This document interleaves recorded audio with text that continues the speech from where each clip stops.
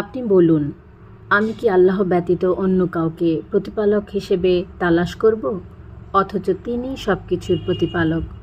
আর প্রত্যেককেই যা আমল করবে তা তারই দায়িত্বে এবং কেউ অন্য কারো বোঝা বহন করবে না।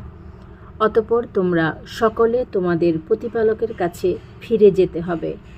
তখন তিনি তোমাদেরকে জানিয়ে দেবেন যে বিষয়ে তোমরা মতভেদ করেছিলে।